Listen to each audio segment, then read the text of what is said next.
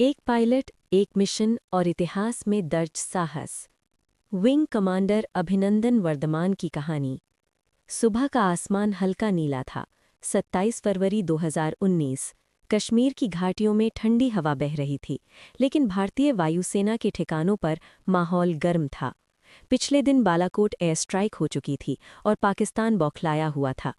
आज कुछ बड़ा होने वाला है, ये हर सैनिक महसूस कर रहा था। सायरन और आदेश। सुबह करीब 9 बजे अचानक एयरबेस पर सायरन गूंज उठा। रडार स्क्रीन पर हलचल दिखने लगी। पाकिस्तान एयरफोर्स यानी PAF के कई लड़ाकू विमान नियंत्रण रेखा की ओर बढ़ रहे थे। उनका इरादा साफ था, भारतीय सैन्य ठिकानों को निशाना बनाना। कमांड रूम में आदेश आया, स्क्रैम्बल, तुरंत इंटरसेप्ट करो। विंग कमांडर अभिनंदन वर्धमान, जो उस दिन ड्यूटी पर थे, बिना एक पल गवाए अपने MiG-21 बाइसन की ओर दौड़े। ये वही विमान था जिसे दुनिया पुराना कहती थी, लेकिन भारतीय पायलट जानते थे, हथियार पुराना हो सकता है, हौसला नहीं। पायलट का मन। कॉकपिट में बैठते समय अभिनंदन के मन में कोई डर नहीं था। उनके पिता भी वायुसेना में रह चुके थे। देशभक्ति उनके खून में थी। उन्होंने खुद से कहा, आज अगर कुछ भी हुआ तो देश के लिए होगा। टेक ऑफ की अनुमति मिली और MiG-21 आसमान में गरज उठा। आसमान में जंग। LOC के पास पहुंचते ही हालात बदल गए। सामने F-16 और JF-17 जैसे आधुनिक पाकिस्तानी विमान थे। संख्या में दुश्मन ज्यादा था, तकनीक में भी आगे, लेकिन जज्बे में। रेडियो पर आवाज आई, मल्टीपल बोगीज डिटेक्टेड। अचानक आसमान गोलियों और मिसाइलों से भर गया। ये कोई अभ्यास नहीं था, ये असली युद्ध था। इतिहास का पल। अभिनंदन ने अपने रडार पर एक F-16 को लॉक किया।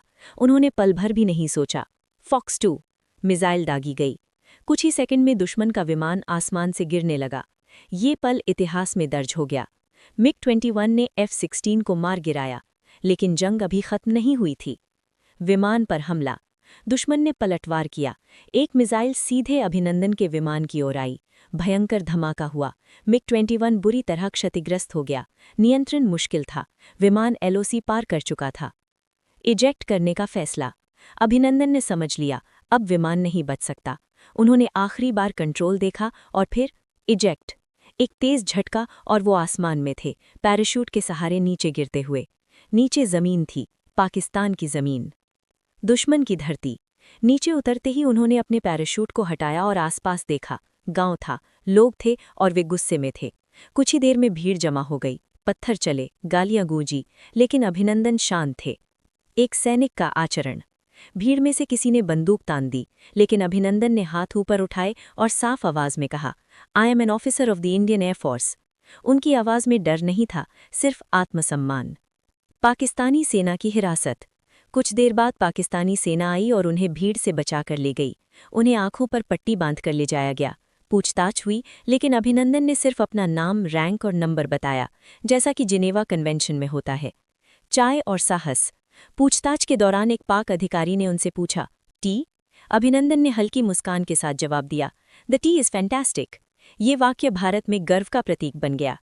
भारत में उबाल। इधर भारत में पूरा देश एकजुट था। सड़कों पर लोग थे। सोशल मीडिया पर एक ही मांग थी, ब्रिंग अभिनंदन बैक। सरकार ने कड़ा रुख अपनाया। सेना अलर्ट पर थी। वापसी का फैसला। आइए अब हम जानते हैं कि वीर कमांडर अभिनंदन को भारत वापस कैसे बुलाया गया, जिसको हम एक वीर की वापसी कहते हैं। दर्द, अपमान और आंसुओं के बीच वो रात बहुत लंबी थी। पाकिस्तान की एक अंधेरी कोठरी, सीमेंट की ठंडी जमीन और एक अकेला भारतीय सैनिक, विंग कमांडर अभिनंदन वर्धमान। उनकी आंखों पर पट्टी बंधी थी, हाथ पीछे थे और शरीर थकान से चूर। लेकिन जो सबसे ज्यादा भारी था, वो था दिल का दर्द। दुश्मन की कैद। हर कुछ घंटों में दरवाज़ा खुलता, कठोर आवाज़ें आती, सवाल पूछे जाते, ऐसे सवाल जिनका जवाब देना मना था। मार नहीं पड़ती थी, लेकिन अपमान हर पल होता था। भीतर ही भीतर अभिनंदन खुद से कहते, मैं जिंदा हूँ, लेकिन क्या मेरा देश जानता है? यादें जो तोड़ देती थीं। अकेलेपन में उन्हें माँ की आवाज़ याद आती, पिता की वर्दी याद आती और तिरंगे की वो शान जिसके लिए उन्होंने उड़ान भरी थी। कभी कभी आंखें भीग जातीं, लेकिन आंसू गिरने नहीं देते।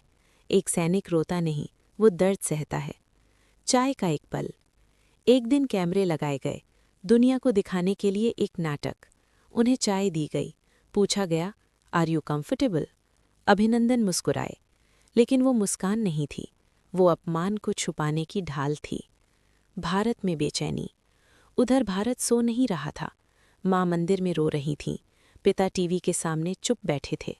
हर सैनिक की आंखें सवाल पूछ रही थीं, क्या हम अपने भाई को वापस ला पाएंगे?